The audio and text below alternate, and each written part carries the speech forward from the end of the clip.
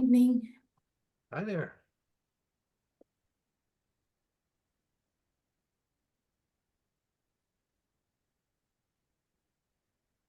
Uh-oh, what did I do?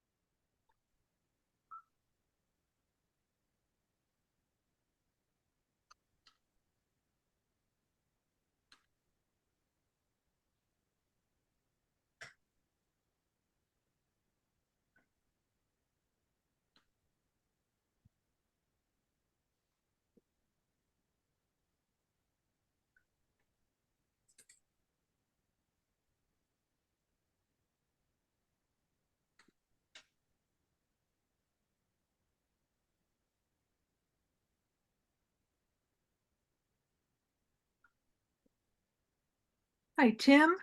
Yeah, Did you figure out how to go to the town?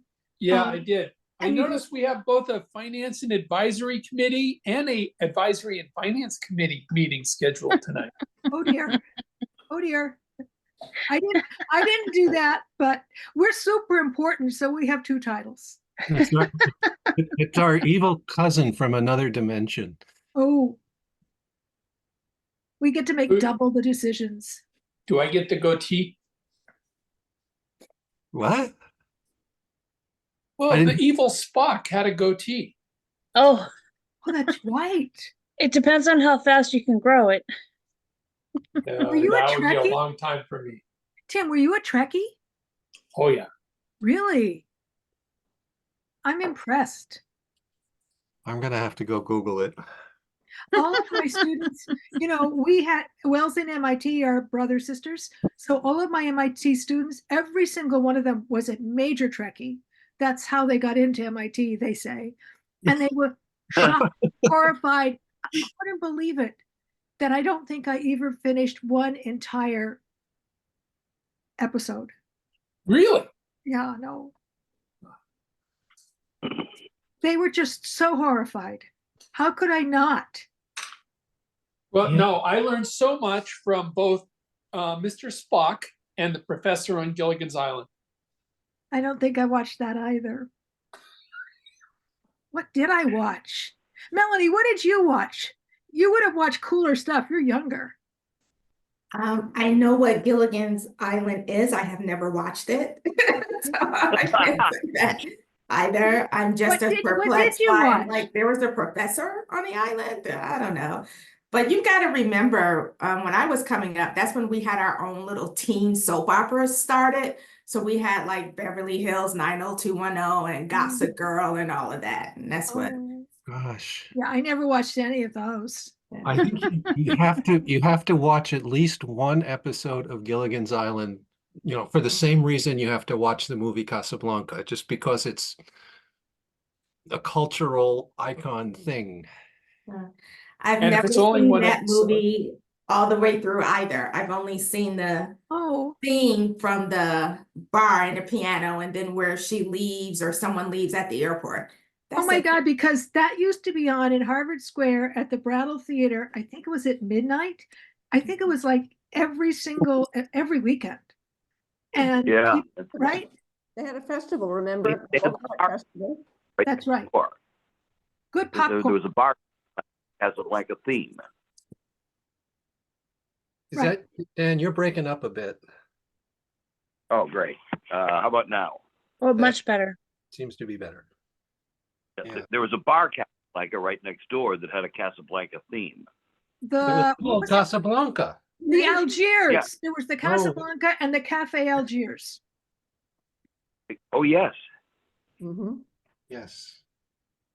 The Casablanca figures prominently in Debbie and I's meeting early relationship. Oh, really? Tell us. You have to tell us more. Not tonight. We'll save it. Hmm. Well, it's barely 6:30. Come on. It'll take way too long. Who's the last one that has to take the minutes? That's all I'm concerned Oh, about. That yeah, makes me. minutes. I don't know. I wasn't keeping track. Oh, That's so Peter weird. Barber, you know, stuck in San Francisco. Okay. Dan, I think you were the last one on. No, Melanie did the last minutes and they were really good minutes and we can approve them. I thought it was, Oh, no? although that violates my life rules, which is never do a bad job well. And Melanie did a really good job at the minutes. Thank you. But we do need, is it my turn again? I could do it.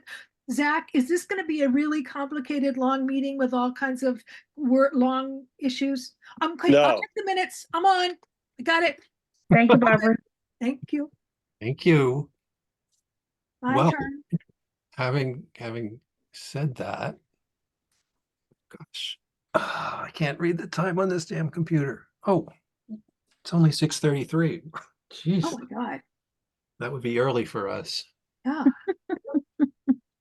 But we do have a quorum and we do have our distinguished guests. So let's call the meeting to order. I guess it must be 6:34 by now. Present from the Finance Committee. I should have made a list, but I'll try to get everybody. Vanderslice, Beatty, Drayton, Warren.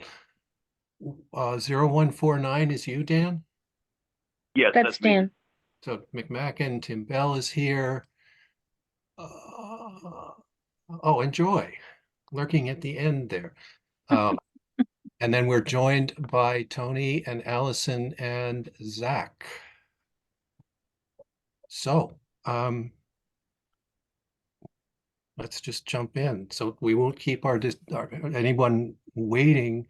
Dan, or I guess Barbara, you two have been working with Zach. I don't know whether you want to start out with a few words or you're just Melanie, what you? So yes, it was Oh, Peter it's and I Melanie. You're right. who You're right. were working with Zach. So we had the opportunity to meet with Zach a week ago. He has a extensive budget that is broken down into various departments. Like his colleagues, he was asked to be extremely tight and diligent this year, and he did an excellent job of doing that. I think the biggest thing he'll discuss with us is regarding some work that has to be done with the water systems and also tractors. But other than that, Zach is ready to go, and I will hand it over to Zach. Thank you. Thank you, Melanie. I want to just thank Melanie and Peter for meeting with me early on, vetting my budget. I appreciate it. I appreciate Tony and Allison kind of going through everything every year. So just to get into things, I think Tony and Allison are both on, but for those of you who don't know me, my name's Zach. I'm your DPW superintendent. Just to give you a background on the department. I know a lot of you guys know what we do. We do a lot. We do in charge of the drainage. We're in charge of the sewer, water, beaches and parks, all town buildings. We help out the school. So we do a lot of things, and our budget reflects this. It's actually broken up into categories, and I can start with some of the capital items that we need this year. So one of them, as Melanie had mentioned. Wait, Zach, how many Sure. categories? I believe there's 6. 6? Yeah, I believe there's 6 categories. It's I'll go through the whole budget top to bottom, and kind of go through these categories. It's a department that handles everything, and it's complicated the way it's set up, but we broke it out, the best we could. As far as capital though, and Tony can help me out on this, we're requesting a new tractor, utility tractor, which We'll handle raking of the beaches, and it will also be a mowing machine, maintenance machine as well. The existing tractor we have is about 11 years old and has required significant amount of work, as well as rental of equipment to maintain raking of the beaches. So this year we're requesting the beach tractor, and the cost on that is about 75,000. Tony, do you want to provide just a little bit of detail about what and how that's budgeted out and how we're financing the purchase? Yeah, it's funded with free cash, so we're not borrowing for this item, which is a good Oh, thing. I'm sorry, guys. I just need to jump in for a second. Can you see the screen share? Yes. Yes? Yep. Yes. Okay. So if you want me to be someplace other than Okay. here, I'll be happy to go up or down or wherever you want me. Well, not wherever you want me to go, but Sure. I think we'll just start going through the capital items, the bigger capital items that we're requesting, and then I can kind of basically go through and walk through the whole budget. okay. Yeah, I think this $75,000 is embedded somewhere in Zach's omnibus budget, but it's funded with free cash. So it won't, I don't think it's gonna require a separate meeting, a separate article, because we have it baked into his capital. It's, Zach's been following along with his fleet schedule pretty well. As you guys, for those, Melanie, I don't know if we went over this, but for those of you that have been on the committee, you guys are familiar with some of the recent fleet purchases that we've done. And, just like the other departments, we try to separate things out so that we're not in need of major fleet investments all in the same year. So this year, Zach's big piece of equipment purchase is this it's a front end loader tractor with multiple attachments on the back, different attachments that Zach can hook up to it that allow him to mow like the meadow on top of East Point, larger ball fields or soccer fields, recreational fields, rake the beaches, load material at the yard, different things like that. And the current one is, like Zach said, it's just become, there's so many mechanical needs there. It's gotten to a point where, if you don't do it this year, it kind of negatively impacts your fleet rotation, and you're just putting more money into something that you're going to have to change over soon. Anything that really does a lot of work on the beaches, it just it does have that saltwater impact to it. But the DPW crew, they have a washing bay.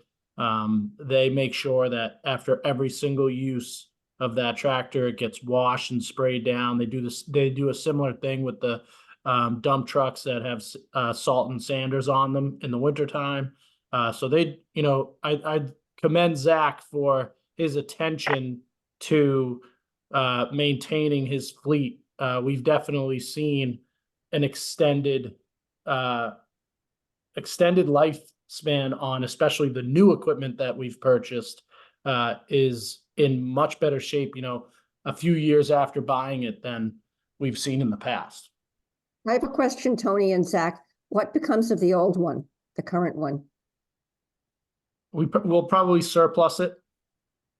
So it goes up on municipal. Okay. I don't know unless Zach, you looked at a potential trade-in. I don't know if it has much trade-in value. We'll explore the trade-in value. Depending on what we get for a trade, we may end up auctioning it off similar to other used equipment that we surplus. So either way, the town will be receiving some value in return for the older machine. Okay, thank you. Yep. The other large capital, which does have a separate, which will have its own article, on the floor has to do with water meters. I kind of talked to you guys about this in a previous meeting. The water meters in your homes are, 10 years old. Most of them in Nahant are about 10 years old, so they're reaching the end of their life. They're mechanical meters, so there's actually a spinning device in there. They can freeze and break. The new types of meters are actually like a magnetic technology. There's no mechanical parts. It doesn't have the same issues with freezing. There's a inclusive of installing new meters is the system that the town uses to collect and bill on those meters. Right now, DPW spends 2 or 3 days typically, driving the town in hour spurts or so to collect data from your meters. They actually have to drive with a device in the truck. That device is really reached its end of life too. We run into a lot of issues with that, collecting readings. And then if we get a no read or we get a 0 read, then there's additional added time for us to try to schedule, send an estimated bill out to the resident, try to schedule an appointment to come out and either get a real reading or fix their meter. And we do this 3 times a year, so it becomes tedious. So the new meters are all cloud-based where, and I don't even know if cloud-based is the right terminology because it sounds like it needs to be hooked up to your internet, but it doesn't. It uses a different type of frequency, and we can collect that data real time with the new reader. So without having to drive around town, really. It also will allow us to get real-time alerts if there's a water break in your house, or if there's abnormal usage, we'll get an alert and we can notify the resident. But this equipment is expensive. The installation of it is expensive. So I think the total to do everything in 1 year was estimated around $700,000. So our thought is to space it out. We might space it out over 3 years or 4 years. The first step would be to invest in the new program and the collection system, and probably about 1/3 of the meters. And then next year, come back and do another 1/3 maybe, and then another 1/3 the following year. When you do the thirds, is it going to be randomly distributed? Are you going to do Little Nahant first? Are you going to do A, B, and C? How are you going to work that? We haven't really gotten into those details except for we have repeat offenders of meters that don't work, that we always have to do an estimate bill, or we have to try to fix it. It's just a constant problem. So there's probably about 50 or so of those that would definitely be in phase 1. But outside of that, yeah, I think we would probably work. Let's say, like you said, it would be by neighborhood. neighborhood based, yeah. Yeah. So another thing, just to back up the point on the meters, it's really the departments and one of the town's main mechanisms for billing and revenue. So it really needs to be an accurate system. It really needs to be married to the billing, and it just makes it a lot easier and more accurate for our department. And these meters will likely have a longer life than the mechanical meters. Given the fact that there's no moving parts, they should have a longer lifespan, and they're also more accurate. So, those are the 2 major capital items that the department will be going for. How much is in there? We have 75 for the beach cleaner / loader, and how much for new meters? Hold on a second.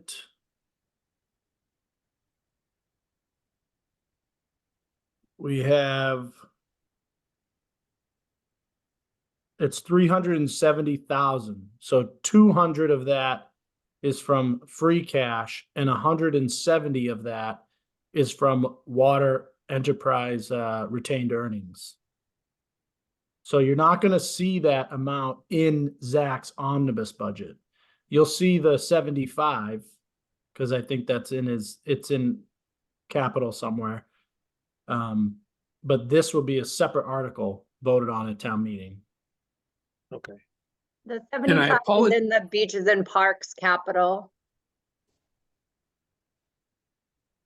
75 is in beaches and parks. Yeah. Okay.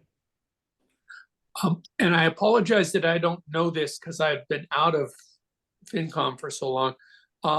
Will the article funding eventually get recouped through the enterprise fund water sewer fees, or is it just gone?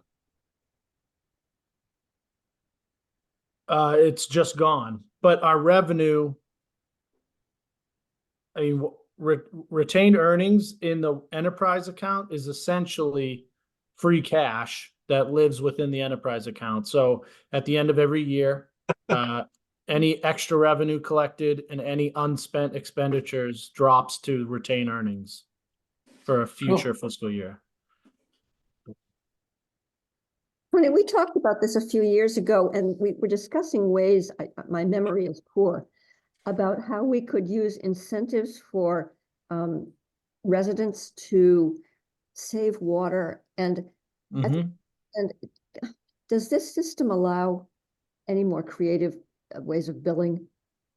Yes, one of the ways we talked about that was establishing a tiered rate structure that would essentially, you would have a lower water rate for a lower usage category. And then once you used more than that threshold and stepped up into the next category, you were charged extra for that.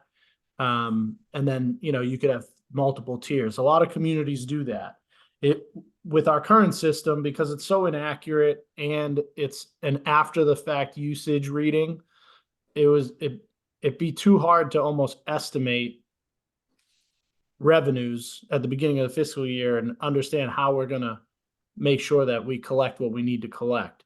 With the new system, with that real-time reading that's extra accurate, and the system itself, like the program, the software system, I think is going to allow us to incorporate that type of rate structure.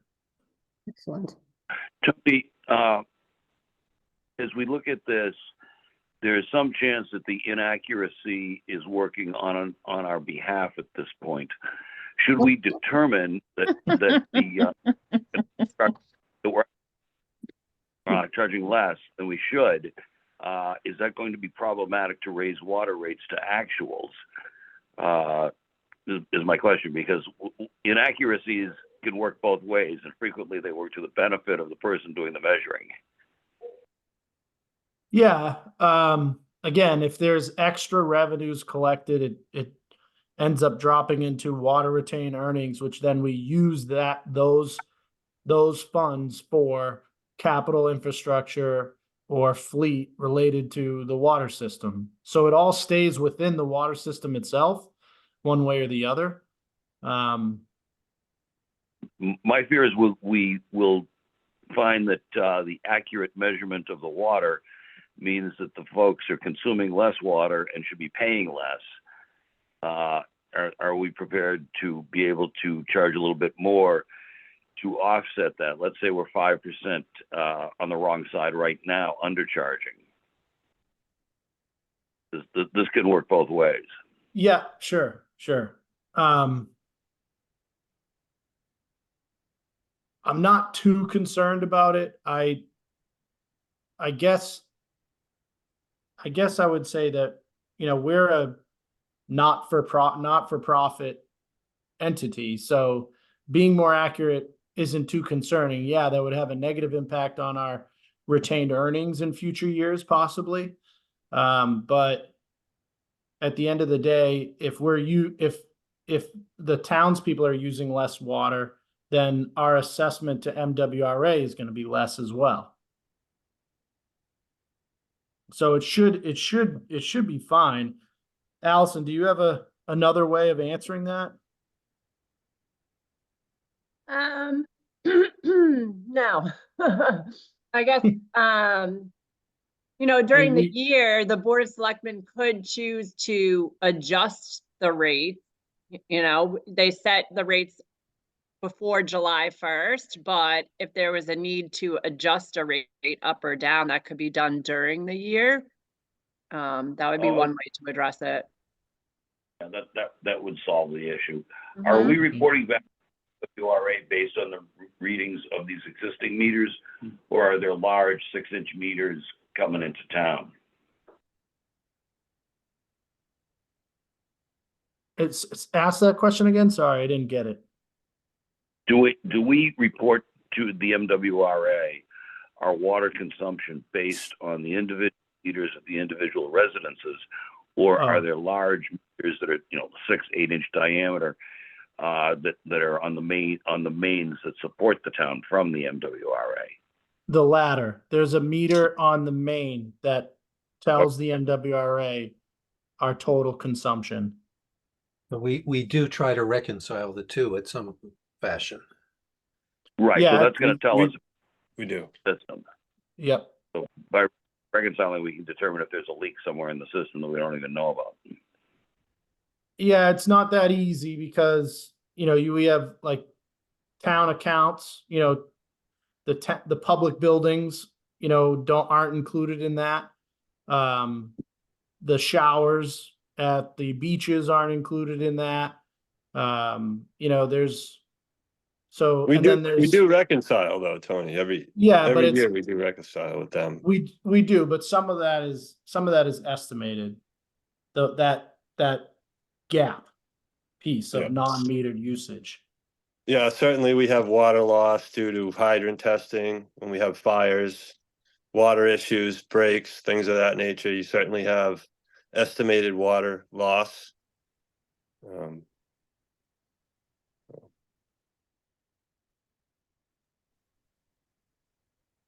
So those are the two major capital items. Does anybody have any questions for us on those? Outside of those two things, there's we've added an extra $100,000 towards our transportation network system. So that's paving, engineering, sidewalks, street painting, things of that nature. We got a new 5-year pavement plan.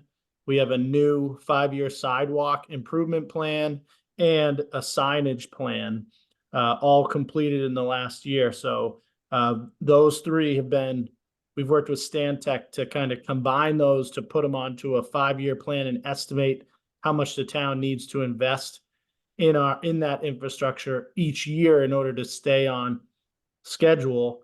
And it calls for about another $100,000 per year into that. So Chapter 90 gives us around $90,000 a year.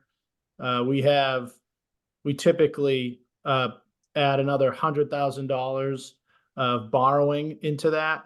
And then this year, I think we're doing another $100,000 of free cash into that.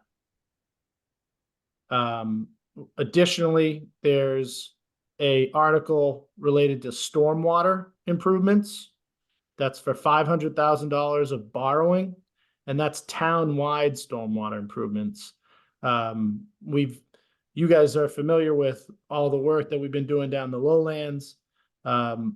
We have similar drainage issues in the areas of White Way, bottom of Summer Street, Furbush Road, Bass Point. So those funds, if approved, would go towards engineering and improvements of stormwater drainage town-wide. And then That's in an article? that's a separate article. It's near the end of the warrant. Okay. It's a borrowing article, so it'll be a 2/3 vote. And then how do those get funded in subsequent years? Or is the amount in the article enough for the entire project and it just spans over a couple years? Are we talking about the paving, Bob? I think well, like all of the above. So So- we're so- sounded, so it pa- sounded so like paving- we're adding so- $100,000 a year in perpetuity. For the next 5 years, based on the plan that we just did related to paving and sidewalks and signage, we should be doing about $300,000. Really, I think it called for 350 a year to prevent any sidewalk or street from getting to the most critical condition. So they Right. come out and they actually analyze all the streets and the sidewalks and they rate them and they determine, how many years of life they have before they need, a full mill and overlay versus, a top coat or a patching or even sometimes it's just Crack seal. crack sealing. Yeah. Sorry, Tony, who does that again? We hired Stan Tech to come Well- in and do that for us.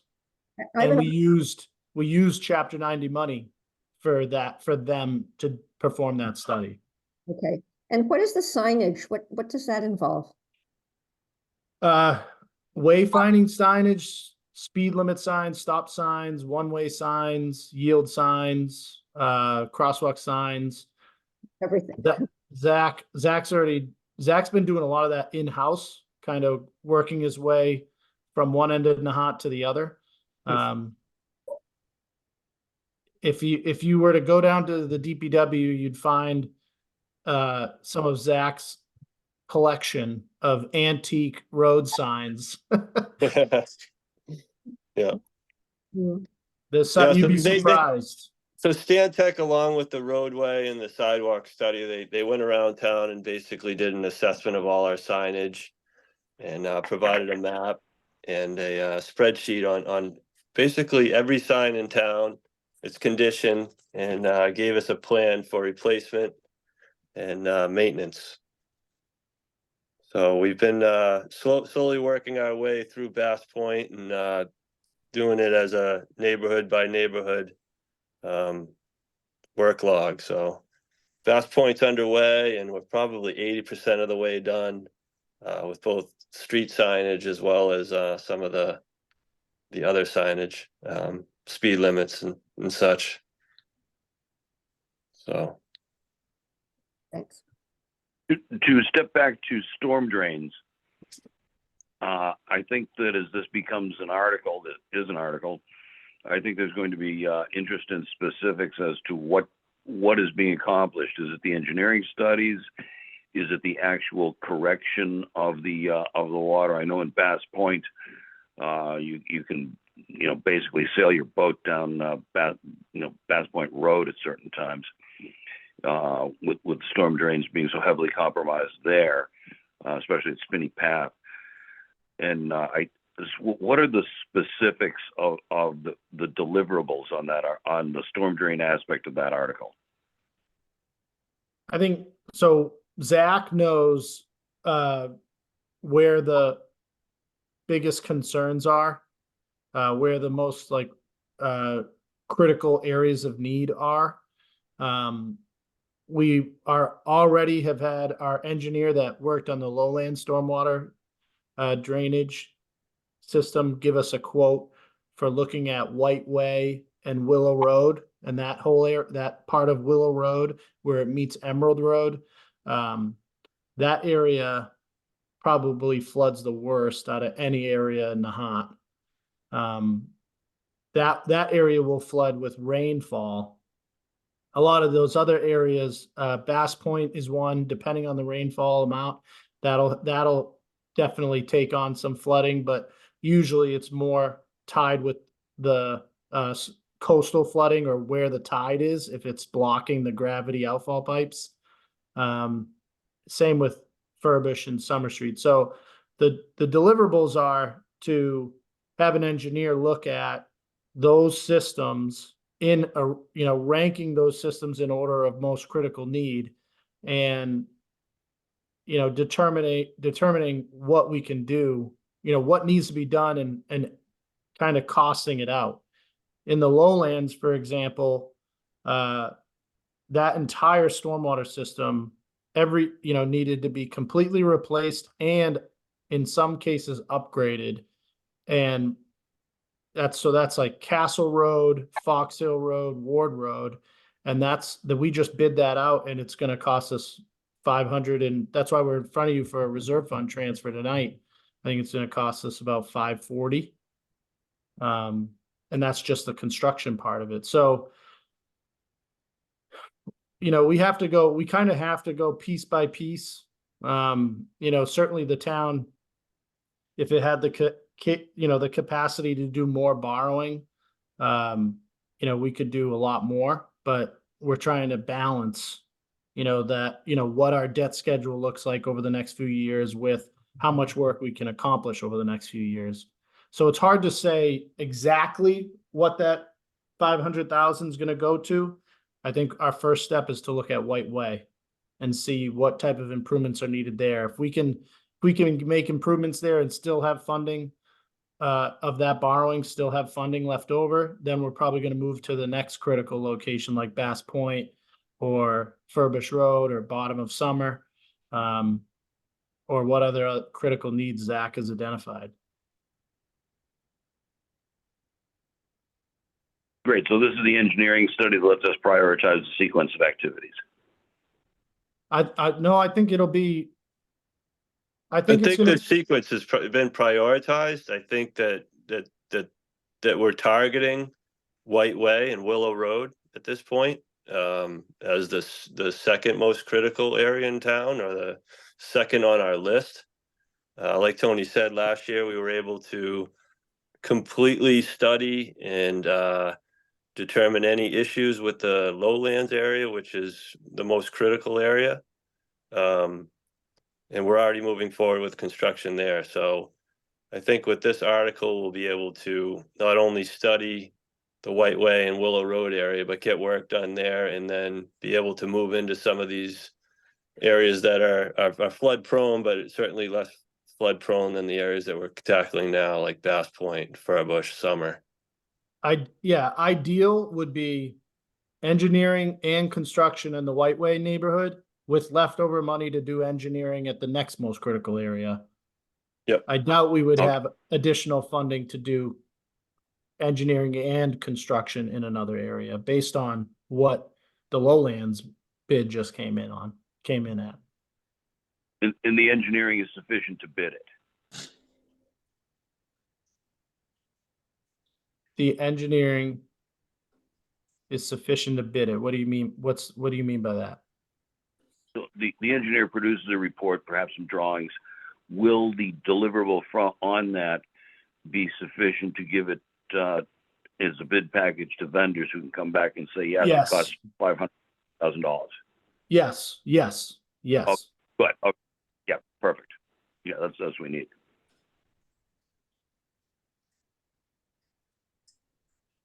Can I step back and ask a bigger picture question? Sure.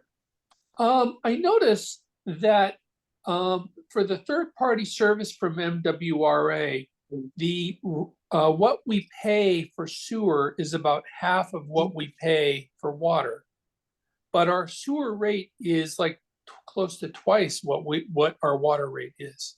Is it that the sewer system is that much more labor intensive and maintenance intensive? 100%. The water system is like a Swiss watch. I knock on wood, right? The sewer system is a 24/7 operation. There's 13 satellite pump stations in town, and a major pump station at the end of Ward Road, all of which require 24/7 monitoring, which is accomplished through a SCADA system. But the main, like I said, it's a 24/7, where the water system is kind of a cyclical maintenance. where most of it's done in-house.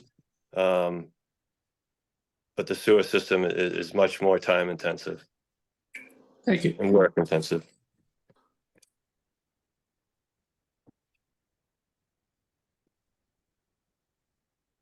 As far as just a quick report on major sewer capital, because it's been a large topic of ours over the last 3, 4, 5 years.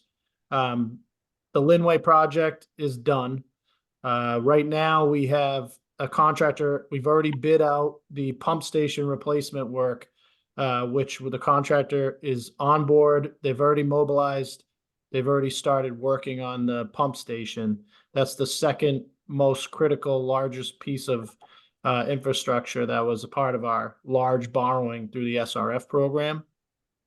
It's probably going to be a 1.5 to 2 year project, but it's underway. It's already started.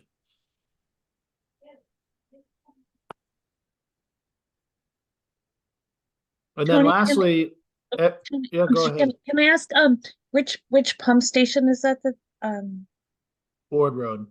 Woodward? Okay, thank you. Sorry.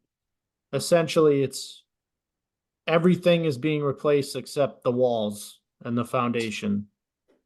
That building was reached its end of life 20 years ago, and we've somehow managed to keep it going. I mean, everything is gone in it, from the backup generator, the HVAC, all that stuff. And so this will be a brand new, essentially a brand new pump station. And it's our biggest asset. It's our most critical asset for the town. May I ask a question? Yeah. Wasn't there going to be a third project which was down the causeway?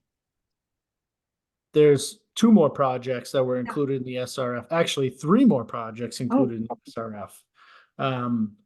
One was II work, which is inflow and infiltration. So that's what we're actually almost done with that project too.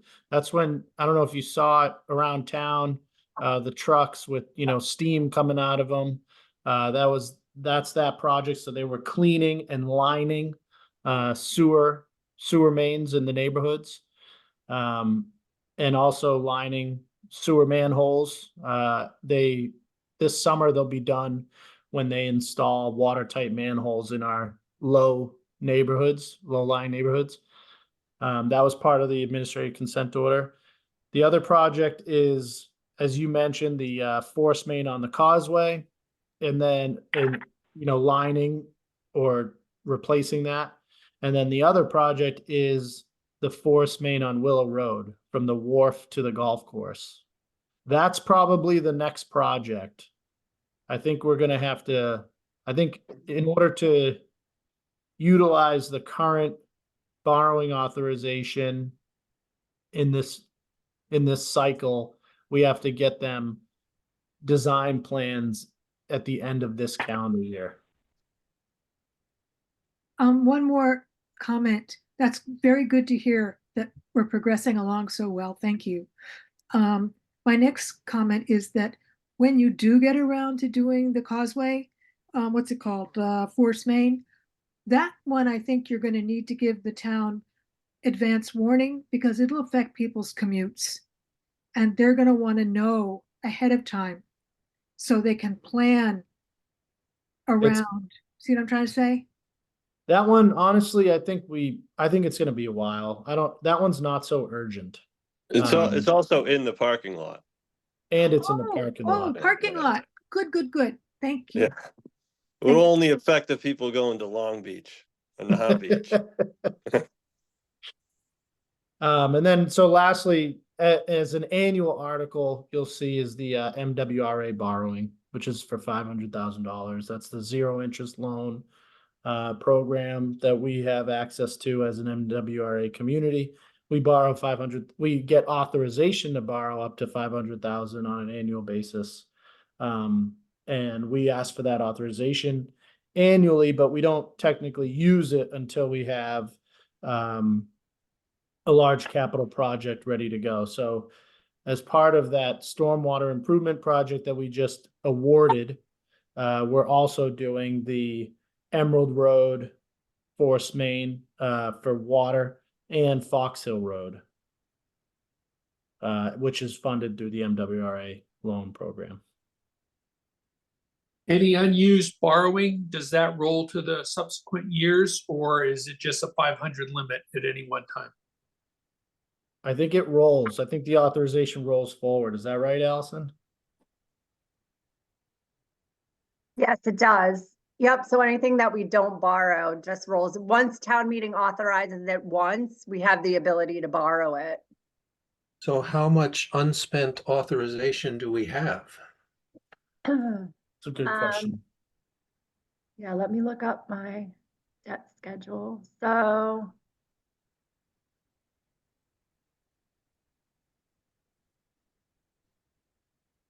we did just borrow, I think town meeting last year authorized $100,000, which we did borrow the full amount. And so what we do, we typically issue short-term bans. We have spent some of that 100,000. I'm not sure exactly how much at this moment. Why would we issue an interest-bearing ban for a zero interest loan? No, but not for paving. Are you talking about paving? I'm talking No, about the MWRA. Oh, I'm sorry. I thought you were speaking about paving. No, MWRA borrowing is solely, it's borrowed through the MWRA and it's actually a long-term bond at 0%.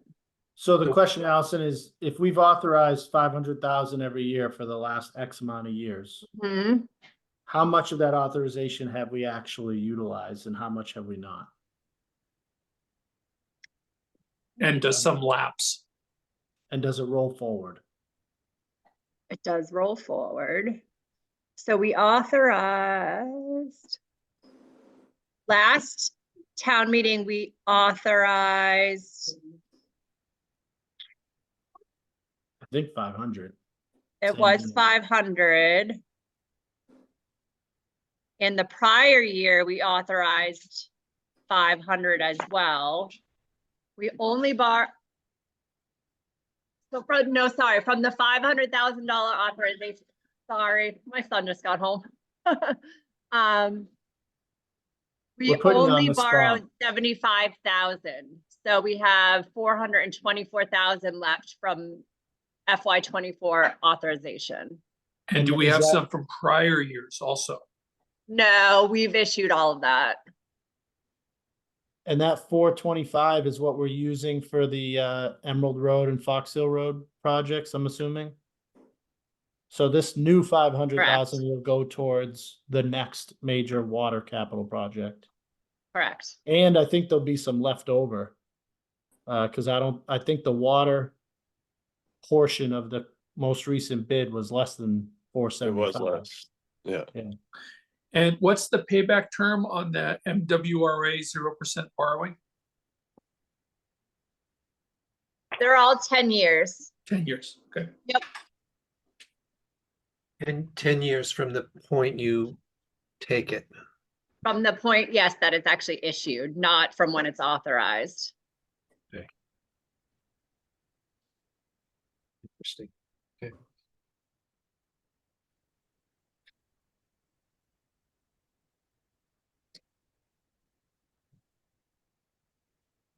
So that's all the major projects that kind of fall under DPW. Yeah.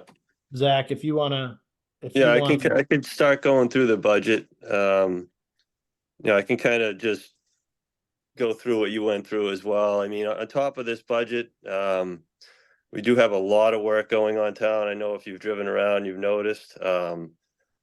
We got water work going on at Fox Hill Road and Emerald. We got drainage work starting at in the Lowlands neighborhood. The Lowlands pump station is getting completely renovated this year. We got major sewer infiltration and inflow work going on. We got FEMA work from storm damage that we're managing, and we got our good friends National Grid in town, of course, that up in Little Nahant, and they just finished on Emerald Road. So got a lot on our plate, but I'll start going through the budget. So it's like I said before, it's broken up into, it's itemized in terms of the type of work as well as the people performing the work. So you'll see at the top, we start out with administration, and this at one point was an administration and overhead. So this includes the top of every section includes salaries, and the salaries are broken out. This includes a portion of my salary, purchase services, electrical. It includes dues and memberships for all the union members, and electrical and heat, security, town building maintenance and operation, as well as And special all- events. And all salary items for full-time people are under contract. Zach is in the middle of his contract, and we signed a new 3-year deal with the DPW for this current fiscal year is the first year. So this budget is funding year 2 of that CBA. Sorry, Zach. No problem. So this first unit or category, the administration category, it really just deals with the maintenance and upkeep of the town buildings. So I don't know if you have any questions on the increases in this or any of the items specifically.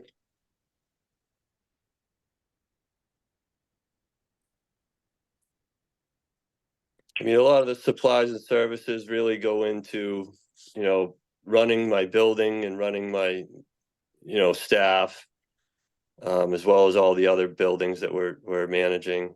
A lot of the capital that's in this category goes right back into all the buildings. So any questions on the admin category? No, but like big picture question, is this, how do I even ask this question? Is this like gross? And then there's one line where we will allocate out to water and sewer, or is this net of the allocation? That may be more an Allison question than. Water and Yeah. sewer enterprise are much lower in this omnibus budget, separated out from these public work General. departments. Yeah, so Yeah, the first. so technically these are net numbers. This is just for administration. All the costs associated to water and sewer are attributed under those budgets. Right, but how does it get over there? Is this the gross number here? And then if we get down to the bottom somewhere, there's one number that allocates it out, a minus? Or is that 8,081 already? It's That's already. a non-water number, as I understand it, Bob. Correct. This is general fund budget, which is Yeah. funded through taxpayer money. Yep. And then under water and sewer, there's separate budgets that are funded through water and sewer fees. Right, but and Zach, I don't mean to pick on you, but I Yeah, might. that's right. If we wanted to come up with effectively your salary, we would take Oh, I see what you're saying. 8,081 plus 35,788 plus whatever else shows up, blah, blah, blah, blah, all the way down. Yep. And then we'd have to run over to the water and sewer budget as well and start adding up department head salaries over there. Mhm. Okay. Correct. And that would be Zach's total salary. Yep. Yeah, okay, so that answered my question. Okay. So The I'm- easier thing would be to, if you look at tab 5A in your Dropbox, Yeah. I think has your totals there. Yeah, I wasn't wanting to do that. I was using that more as Just to understand how it's example to understand how the mechanics of it work. gotcha. Yep. So my salary is basically broken up into every single category. Yeah. So there's a portion in every single category. And then as you get into the water sewer, I only have 2 employees allocated to water and sewer, 2 employees to the general fund, which is highways and streets, beaches and parks, and then I have employees allocated to waste as well. So the salaries are kind of in every single different category broken up as such. Yep, okay, got it. Sure. So that's the overhead item, the admin item. Next item is highways and streets. This includes all drainage, anything in terms of drainage maintenance, yearly catch basin cleaning, the jetting of the drainage system, includes the tree warden's salary.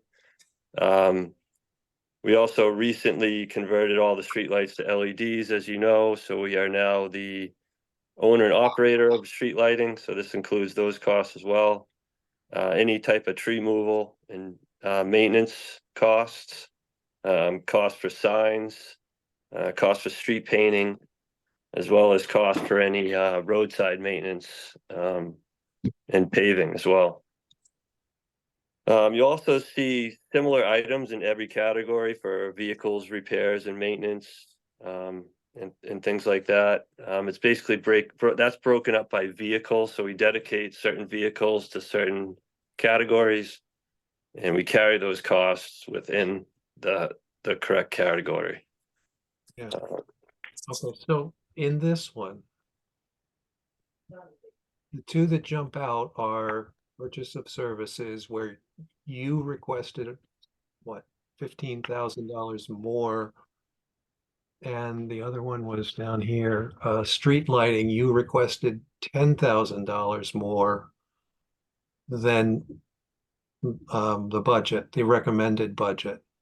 So we felt as though that this was an area that we could cut costs. The LEDs have proven to be a savings. Every year we try to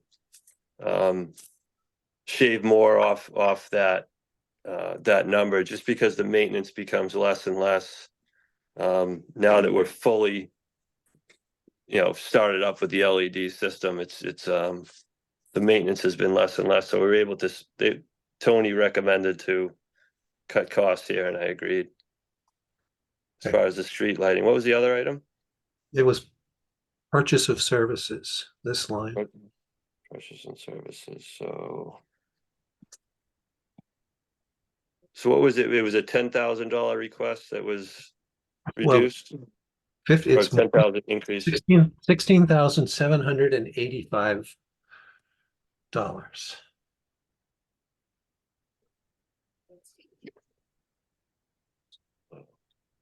Oh, So we shifted some costs over to Oh, okay. water and sewer. Just because the general fund budget is so tight for FY 25 that we looked at some items that we could shift over because the MWRA assessment and the Lynn Water Sewer assessment are lower for FY 25. That, the estimated water and sewer rates aren't going to go up by that much. So we assumed that we could shift some operating costs over there, and that's what we did. Yep, so line 737 is purchase of services under sewer. And that has an extra $18,725 in it from what Zach had requested. So I think that's one of the locations where we shifted the funds there. Good work. And a lot of that time it's, those types of purchase of services is engineering based that kind of overlaps with highway and streets and the utilities underneath it. So it kind of works. But yeah, as Allison said, where we had such a hard, where we're in this like tight revenue year on the general fund. And because we've accomplished some savings in the enterprise accounts due to our assessments decreasing, we felt like we could shift some of those costs to the enterprise account. It doesn't bump the water sewer rates that high at all. So So let's move everything that's appropriate. That makes sense. yeah.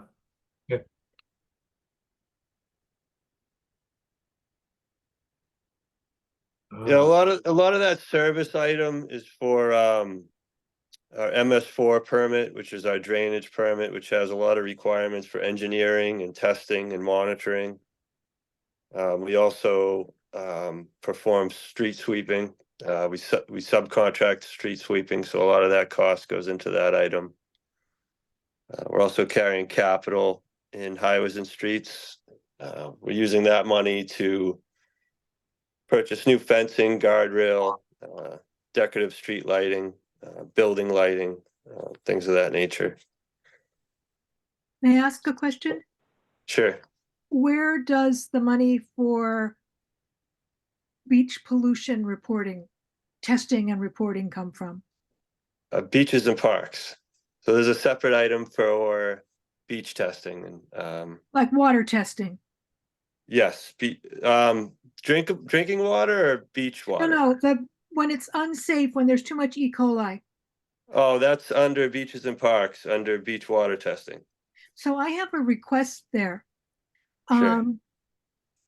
Would it be possible when those numbers get really high to, you know how you send us, Tony, you send us those telephone good announcements telling us that causeways, Yeah. bad things are coming? Would it be possible to have a discussion and maybe start sending out a few more beach pollution, bad swimming warnings? Yeah, we actually we ramped that up big time this past year. Oh, you did? Okay. We did, so first we do flags at the beaches. Yeah, I know. Yep. But we also created a like a standing daily status on the homepage of our website. Okay. So it would say, testing occurred, and it gave it the date and it said all the results. So someone could go on to nahant.org and see daily, what the beach results, if it came back, if it's open or closed. I think it'd be a good idea a couple of times over the course of the summer to remind people to do that. Yeah. Because I don't think I've ever done it. Now, does that include like little beaches, like Curlew, where we are? I mean, No, just public beaches. just public beaches. So we're just left to deal with whatever bad stuff is there. I think you can probably base your testing on Tudor. On Tudor, yeah. Yeah, I think you're in the same kind of area there, so that's what I would do. I will, but what I guess I'm saying is I think it would be a good idea periodically over the course of the summer to send out one of those announcements and just remind people to go to the town website. Yeah. And check it. Okay. Thank you. Yep. So that's highways and streets. Does anybody have any questions on anything specifics on highways and streets? So the next one is snow and ice, and typically every year this is minimally funded. Tony, am I right? Yep. This is the only budget item that we are legally allowed to run a deficit in. And so we typically budget it for about $30,000, and then we deal with any overruns at town meeting with a transfer, or we do it at the end of the fiscal year. And Allison sent me an email. Hold on, I'm looking for it, of where we are today with this. Snow and ice current deficit is $68,025. So we're likely going to be looking for a transfer of some sort. And our spending this year was about $90,000 in this account, which is a cheap year. Mhm.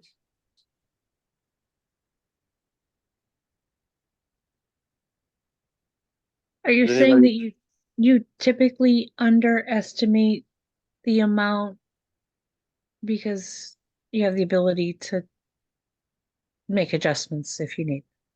Yeah. Yeah. Well, We're so the real required- reason, what you can do is, this is the one area in which you overspend. Say we didn't have any money to transfer at the end of the year.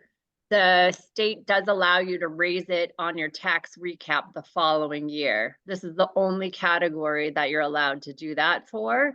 So that's why we typically, issue a low budget, which we go over, and the town has dealt with it through year-end transfers or a transfer from the reserve fund. But if that were not to pan out one year, we are allowed by state law to raise it in the next year's tax rate. I understand. So it's outside of 2.5. Correct.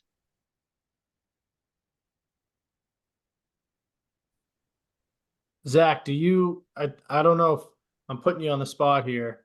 Usually at the end of the season, you will take advantage of current prices and fill up the barn with salt or sand. That'll be good for next year. Do you expect to be in that position again? Like, have you already done that? Do you think that the $68,000 is likely it? Or do Yeah, you think there's gonna be more coming? barring a freak snow event, Yeah. the salt shed's pretty full. All right, good. Don't jinx ourselves. Yeah,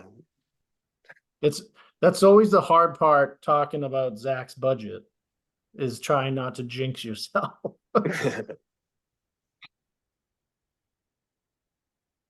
that's the snow and ice item. The next item is beaches and parks. Generally speaking, this item includes the water testing, bathrooms operation and maintenance, fields maintenance and operation, playgrounds maintenance,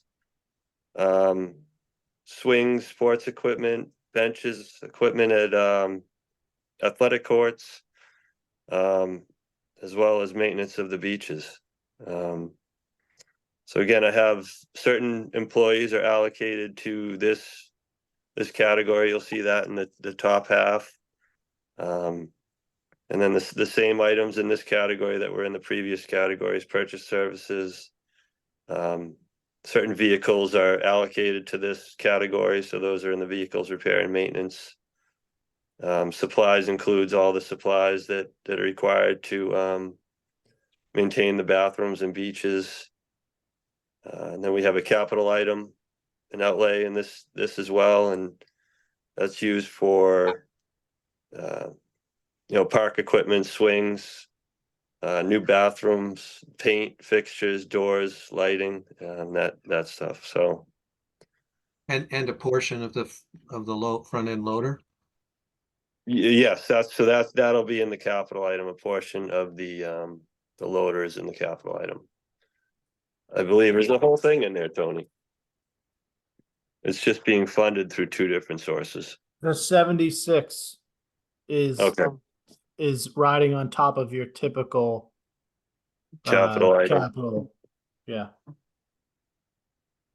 I have a question that may be a silly question. Why are we responsible for, say, on Long Beach, for example, if that's a park, why are we responsible for the toilets and that sort of thing? We're not responsible for the toilets on Long Beach. Oh, okay, you're excluding that, all right. Yeah, so the bathrooms include the life-saving station bathroom, the men and women's bathroom with the life-saving station, the bathroom at the wharf, and the bathrooms at the women's and men's bathroom at the Flash Road playground park. Think of where else we had bathrooms besides Long Beach. Okay. Yep. And I have one more. I'm sorry that jumped ahead to the question about the water testing. Have we been seeing, this would include the dead birds too, right? No, I don't think, I mean, like you said, we're testing for E. coli. I think the bird was more of a virus from information I gathered. I'm not sure. But I mean, you have to clean them up, right? I do. Right. And then what happens in terms of, do you send them someplace? Just curious to find out what it was. So we went, when we first were notified of the problem, we contacted the wildlife control officer for town. He contacted, I believe, Mass Wildlife. And Yep. then we went to the beach and we collected a variety of different species of birds, bagged them, and Mass Wildlife came and collected them and tested them. Mhm. And that was excellent that you told us about that so that people wouldn't touch them and wouldn't have their dogs go near, because dogs could have, that would have been very dangerous. So thank you. Mhm. They're really good. Yeah, and then we were able to, with their direction, go down and collect the remaining deceased birds from the beach the following day. Thank you. Yep. Has there been many since? I don't believe, we haven't had any reports since the last major cleanup of the existing birds. We're talking about hundreds of birds or what? I would say we collected about 50 offshore beach. There was still a lot that were alive, flying about, so. We didn't bag those ones. No. All right. What's next? Cemetery? Next is cemetery. So yeah, I always forget and leave out the cemetery, but yeah, we are in charge of cemetery and all burials. So this item includes obviously all the burials, perpetual care of the cemetery, chapel operation and maintenance, bathroom operation, other bathroom operation and maintenance, storage of materials, including backfill materials and landscape materials for the cemetery, snow removal, grounds maintenance, as well as security. So I have full-time, one pseudo full-time employee that works at the cemetery, as well as seasonal help. So that's in the top half of the category.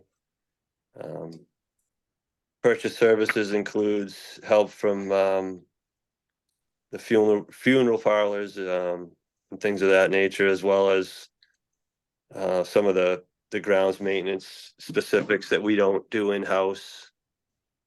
And then capital this year, Tony, did we talk about capital this year? The past year's capital was going to be used for raising of some headstones, as well as some mortar and rock work on the stone wall. But that's typically what we're putting the capital money into, is back into major items at the cemetery. What does landscaping, if I may ask, what does it include beyond mowing? Is it beautiful?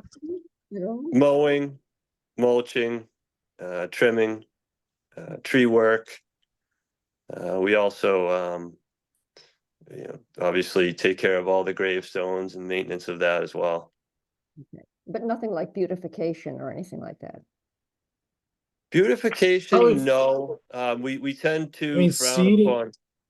Seeding and fertilizer probably there more than any other grass area in town, just because you're digging areas and trying to bring grass back to them as fast as possible. Yeah, exactly. Yeah, but as far as beautification goes, most planters are obviously handled by the relatives of the deceased. Other than that, we do have trees and some shrubbery that we manage, but any beautification or flower planting is handled by, I believe, either the beautification committee or the flower club.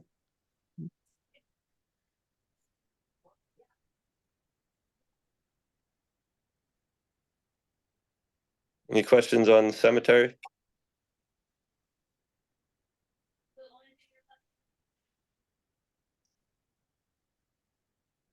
To probably scroll down, Bob, to water enterprise, which is line 720. Is it water? Yeah, water.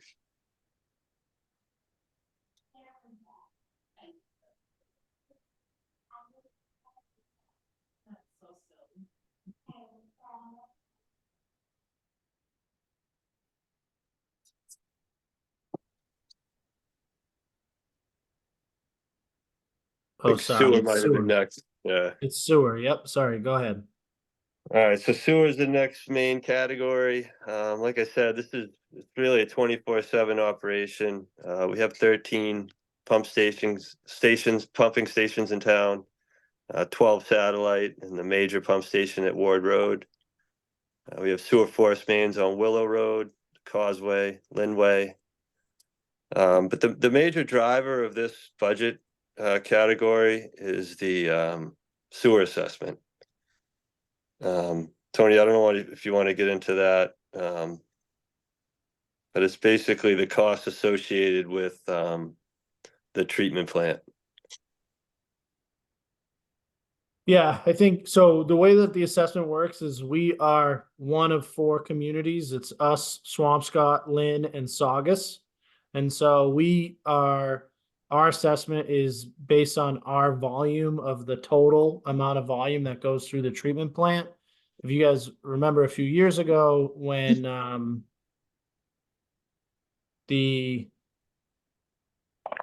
what was that big place on the Linway that shut down that Garlic Farms. Yeah, Gorilla Farms. Yeah, when they shut down, it changed that division up because there was such a reduction in volume coming from Lynn that our slice of the pie grew. So our assessment started to rise, as well as Lynn Water Sewer was going through a change in operation and maintenance contracts. And so if you guys, I remember at one year they were telling us to prepare for, 40% increases on our assessment. They ended up negotiating a great operation and maintenance contract with the new company. And so our assessment hasn't climbed as high. I think Lynn and Swampscott, I think is also their volume has increased over the last couple of years. So our piece of the pie has decreased a little bit because our volume pretty much stays the same. And then I would just say additionally to that, this II work that we're doing is going to help as well. When we have high water storms, rain or coastal flooding, our volume that we send to Lynn Water Sewer for treatment essentially doubles. So the more we can, improve our system to keep that type of water, groundwater, out of the pump station and out of the treatment station, the better our assessments will be in the future.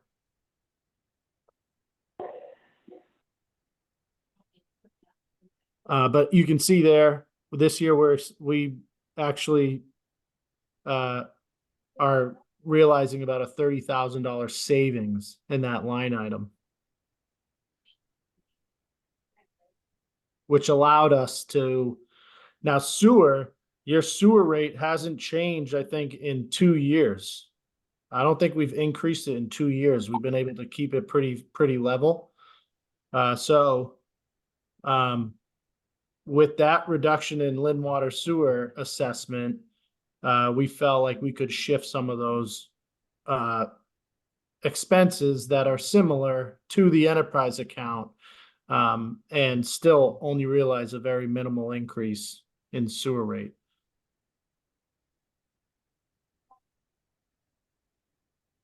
Yeah, so it only went up, or it still went down. No, 25 variance, 25 devoted. Column 20. It went up K is the variance, yeah. It went up $6,400. So very little impact to the sewer rate.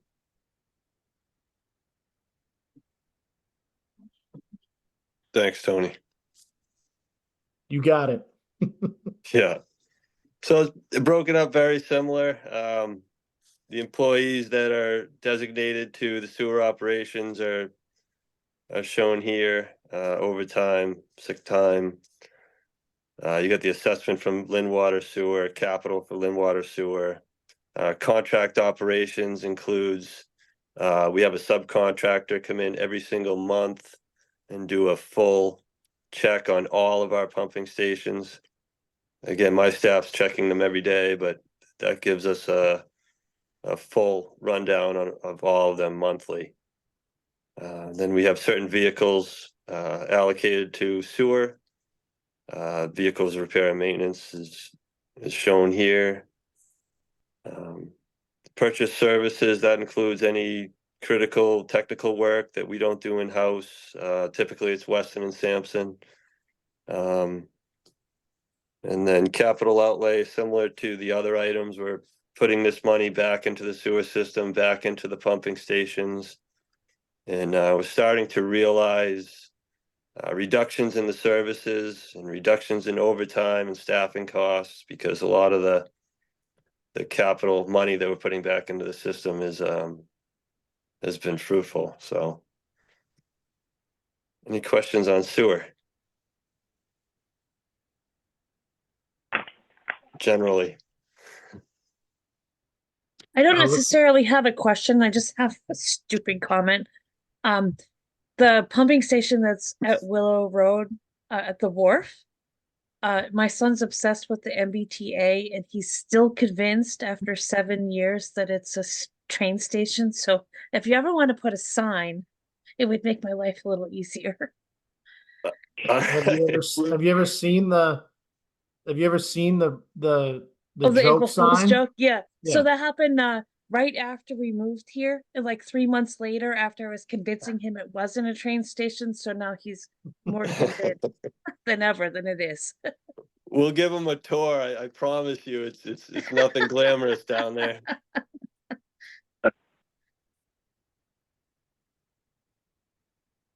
Don't burst my bubble. So next is the water, I believe. Yeah. I have my water here. Yep. He scrolled down to it on the screen too. Okay, so the water distribution operations, I mean, this is directly funded through water usage, right, Tony? Meters collection. Yep. Yep. So similar to all the other items, you have, partial my salary as well as 2 full-time employees that are allocated to water line work. Again, all my guys there's only 6 guys. We all do everything, but in terms of billing, I do have certain guys allocated to certain categories. And that's pretty much the first 6 items in this. And then same thing, purchase services. And the biggest driver in this section is the water assessment by MWRA. So that was actually less than what we expected. A lot of this is due to the management of the water system. So it's based on yearly water use. So we've been able to do yearly leak detection and repair leaks every year so that our water usage continues to go down and is a less piece of the pie regionally. So our water rate has gone down. Any questions on the assessment from MWRA and their costs? I just want to say thank you very much for the warning we got when the water along Willow was brown.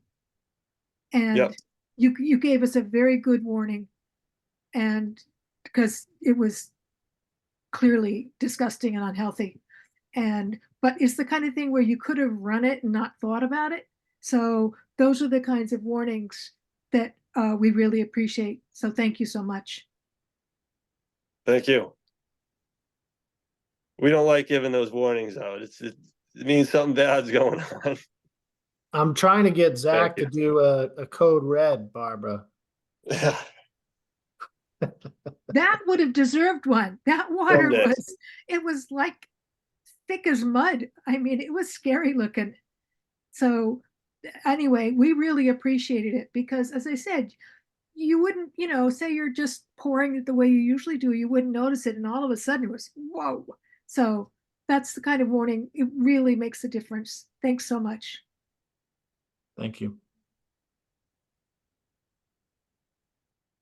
So just going through general supplies and materials and services, a lot of the service item as well as the capital item, some of the costs that are baked into these items handle a lot of the issues that we have, similar to the issue that you described on Willow, the water breaks and such. So we've been able to handle a lot of the issues that we had with these service items. And then we have a capital outlay in this item as well, which includes purchase of new piping and specialty equipment. Like I said, we're doing yearly testing on the system, and we have the MWRA borrowing, which has allowed us to make a lot of improvements in the system to keep these costs low. Any questions on any items in the water section?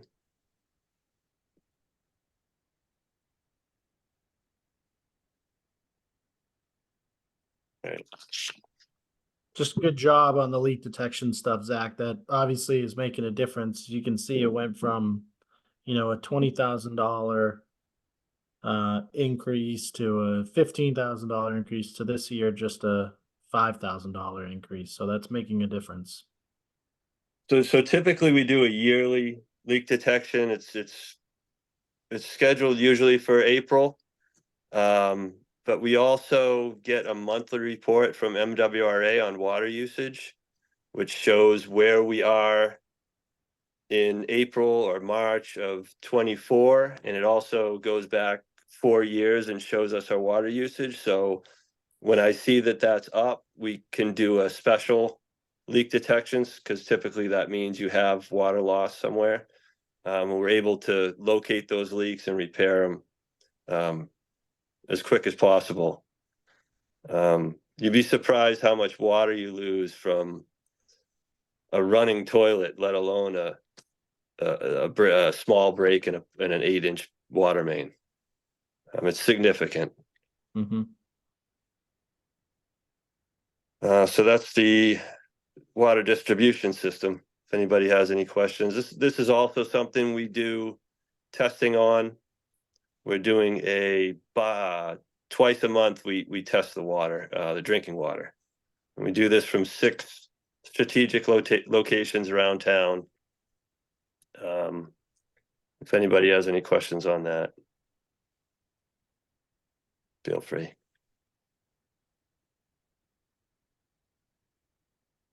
Any other questions or comments on the water budget?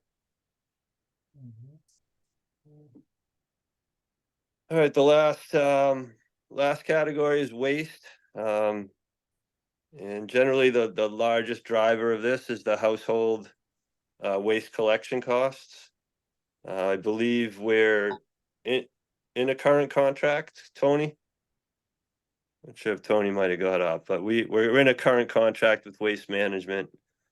And that's where it's the HH trash collection disposal. It's the household trash collection disposal item. But again, I have part of my staff is dedicated to this item. You'll see that in the top. Yeah, so Bob, I think Bob's driving the spreadsheet. Bob, it's down a little bit further. The Oh, rubbish. okay. Yeah. There it So I is. see a 3,000-ish fee for hazardous waste. How does that work? Because I know we don't have hazardous waste collection here.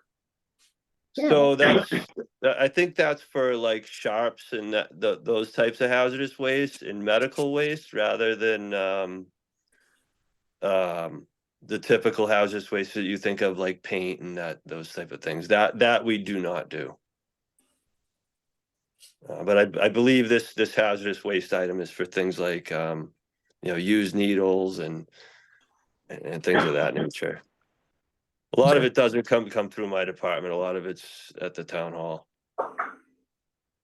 And I would like, I would like to compliment Vi Paddock from Swim, because she sends out messages to us when Lynn is doing its special hazardous waste, and she'll tell us the day and the time and how much it'll cost, and then people can carpool stuff over there. So it's very helpful to get those kinds of messages from Vi. And I don't know whether or not it would make sense. I mean, this is giving you more work, I'm sorry. But whether or not it would make sense to periodically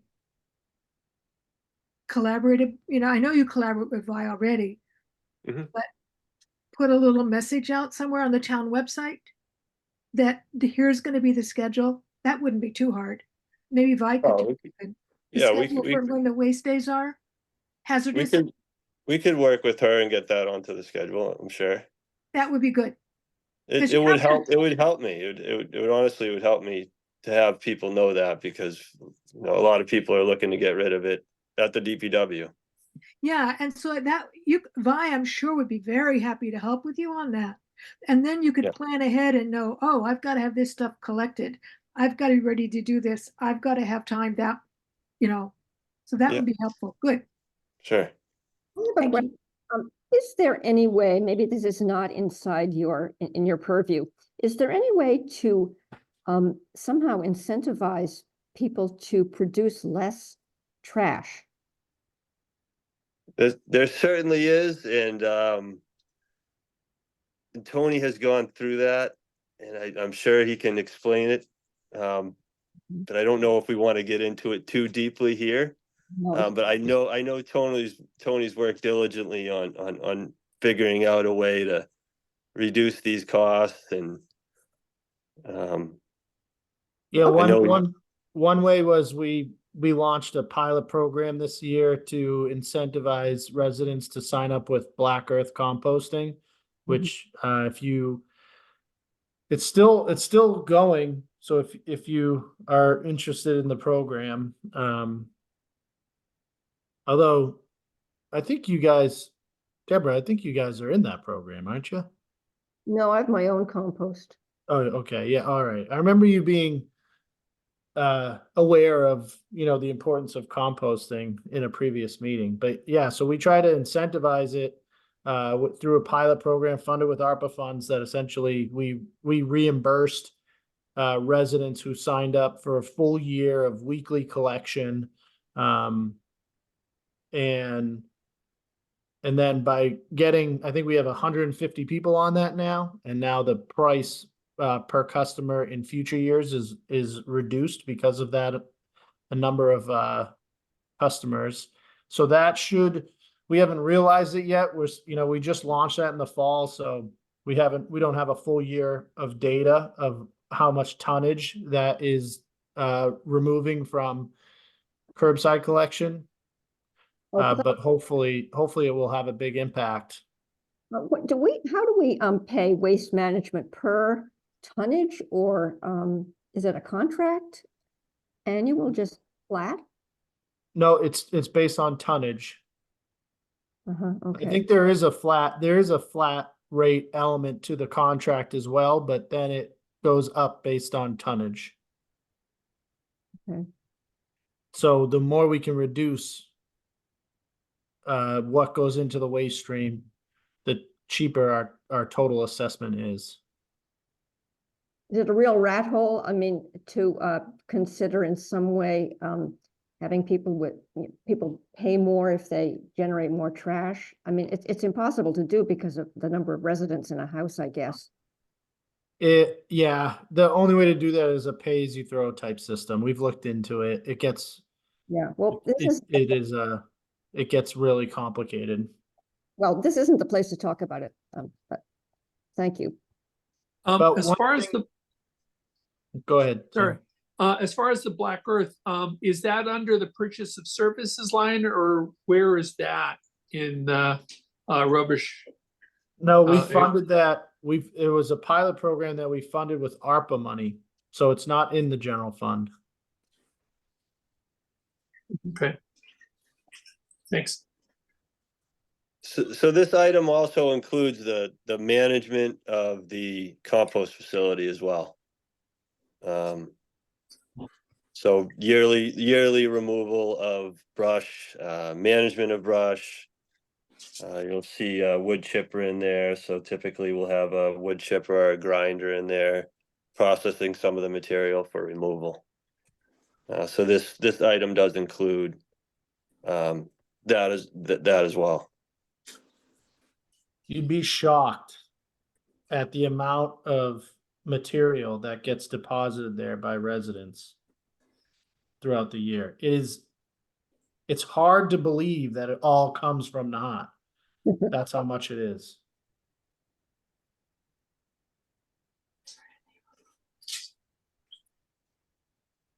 Any questions on waste?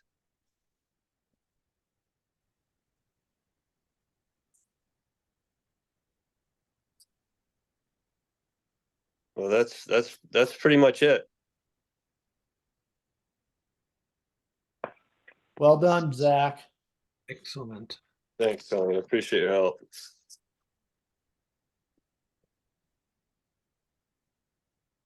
Right.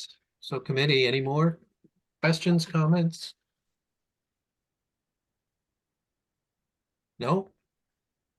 Okay, then I guess we move on to, we should probably just do the reserve fund transfers now. Do you want to, can you share your screen, Tony?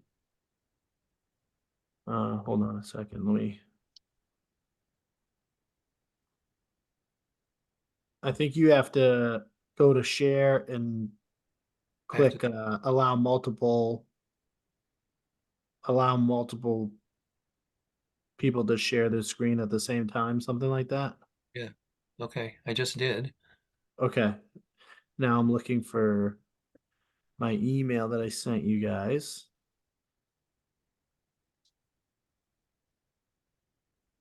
Here we go.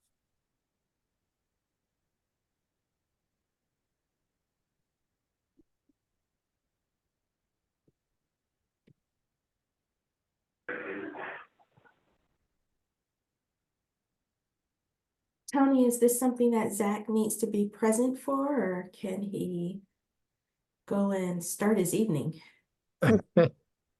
Lowlands drainage, it might be good for Zach to be on for that one. Yeah, I'm So okay. I appreciate it, Melanie. Make him stay. The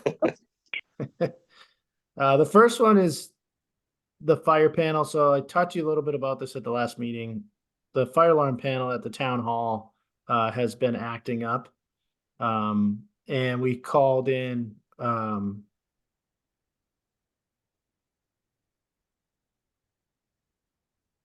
what is their Wayne Alarm. is Wayne it Wayne? Alarm. That's who we use. I think it might be Wayne Alarm.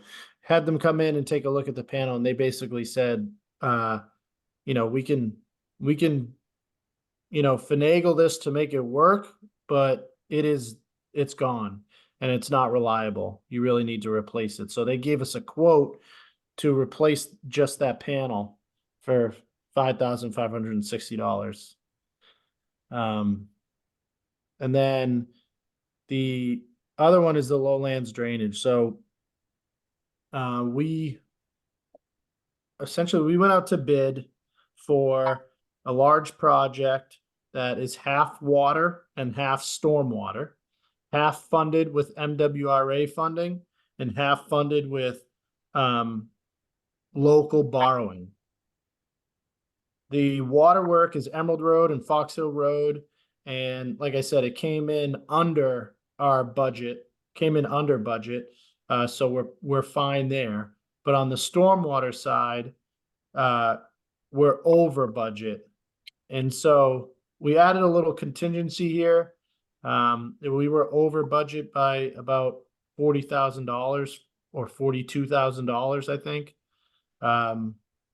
And in order to basically we could wait until town meeting, and if the stormwater improvement article gets approved, but we'll get hit with extra charges because the company will have to come out and mobilize all over again. If we take advantage of the bid price now, we'll be able to save some dollars. I think we're gonna get approval on the stormwater borrowing. I'm hoping we do. I'm hopeful that we do. And so the reserve fund transfer would allow us to take advantage of the current bid, have them do the work now. If town meeting approves the $500,000 in May, and if we're in need of this $50,000 for something else at the end of the year, we could then transfer it in our joint meeting with the selectmen back to the reserve fund, and wherever we need it, and then transfer the expense, the 50,000 expense, to the new borrowing, should it be approved in May. So this is mostly a timing thing. And I don't know, did I explain that good enough, or do you want more information? Do you want me to get into like the specifics of the job or anything like that?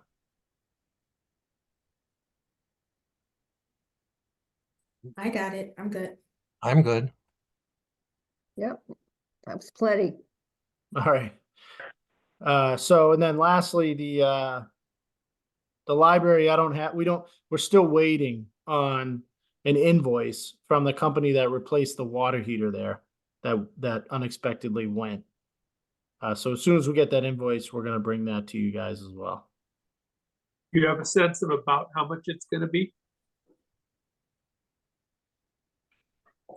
I don't, but I don't think I would imagine it's gonna be under 5,000.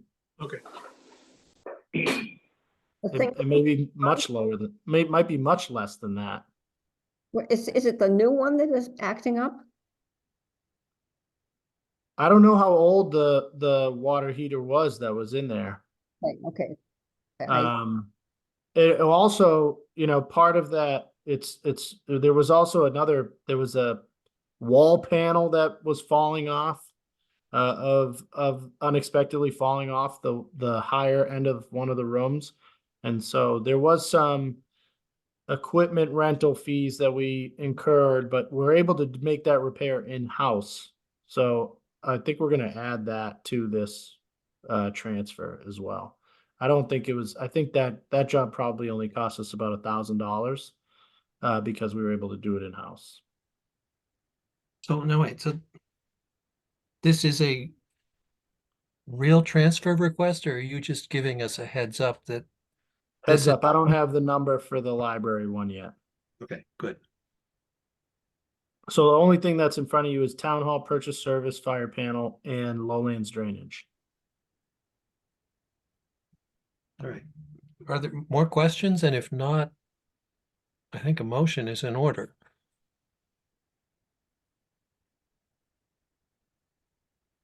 I'll move to approve those two transfer requests. All right. Is there a second? I'll second. I'll second. Okay, so all in favor. Now I have to figure out how to get Zoom to show me all the participants. I'll stop sharing. There we go. All right, so roll call vote. Deborah, Hi. Joy, Aye. Dan, Aye. Barbara. Aye. Oops. Now for a change, everybody else is off. Who did I miss? Tim. Aye. Your motion, Melanie. Aye. And Bob votes aye. So unanimous vote in favor. Thank you. That was one motion, two transfer requests. So would it be cleaner to do two votes? No, but I think you'll have to sign two different pieces of paper. Allison, can we do DocuSign for that? All right, so we'll Yeah. send you Yeah, I'll prepare them and then I'll send them to Bob via DocuSign. Yep. Okay, nice. or I can stop by tomorrow if you want. That's easier. I'm just not sure when I'll have them ready, and tomorrow we get town hall closes at 12:30. I'll definitely have them ready for you tomorrow. I just can't guarantee what time in the morning. Okay, then DocuSign it is. That's Okay. fine. Okay, so that was transfer requests. Minutes from last week. I move that we approve the minutes. Is there a second? Second. Okay, all in favor? So Joy, Aye. Melanie, I drafted them. Do I get a vote?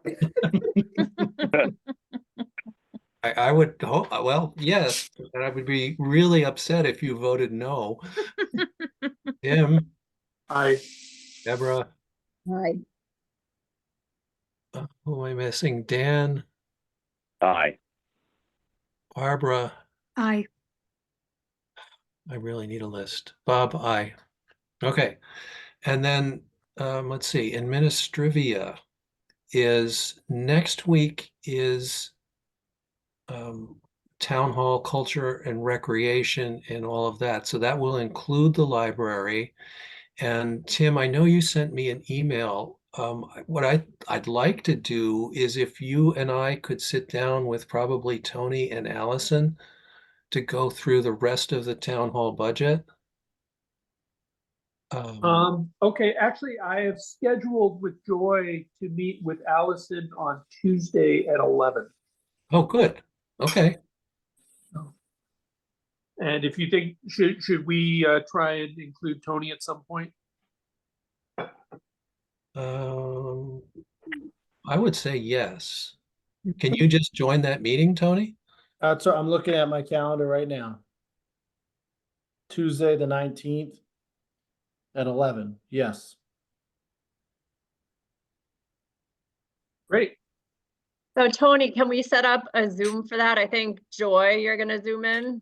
Yes, it's tax season, so leaving my office to come back to town in the middle of the day is not gonna Mhm. go well. Yeah, and then Tim, I don't know if you want it, you can come in or if you want to Yeah. Zoom, so, I'll come in, I'm close. okay. Yeah, we can, so let's do my office then, downstairs.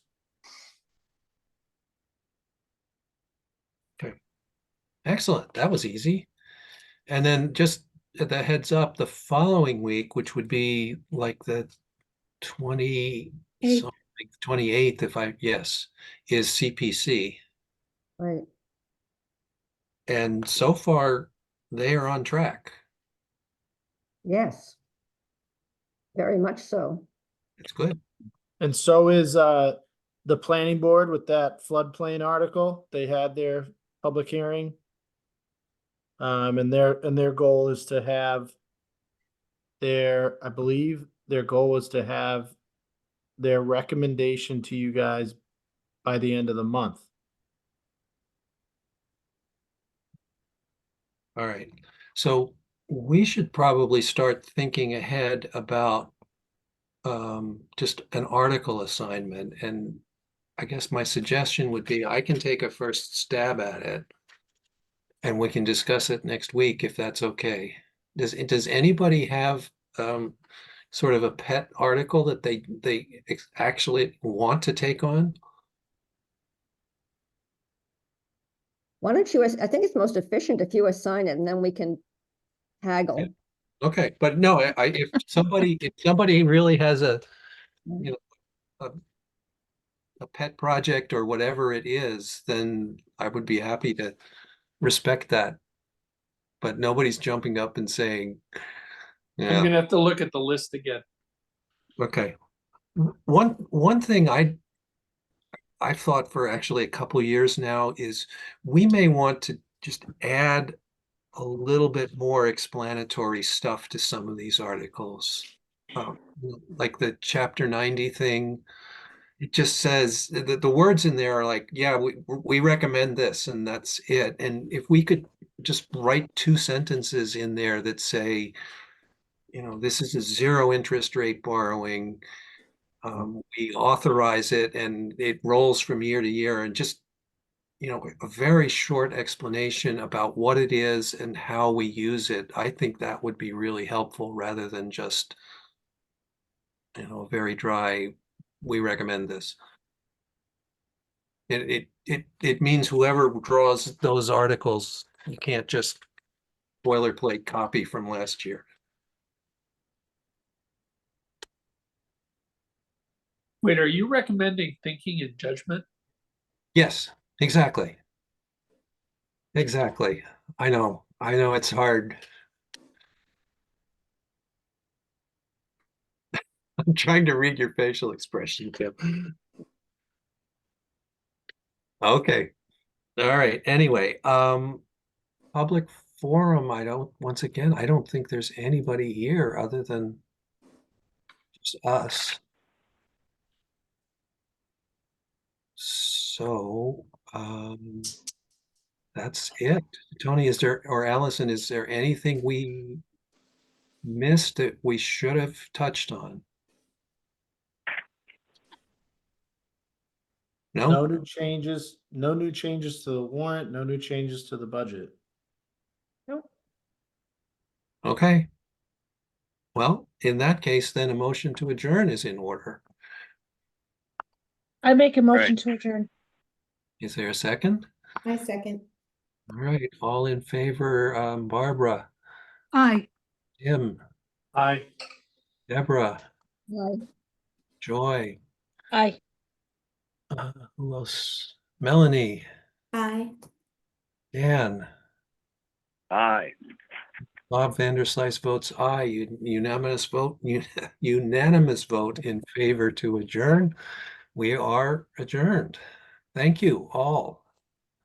Good night. Oh, Thank you. And thank you. Thank you, Zach. Excellent. Really Yes. good. Nice job, Zach.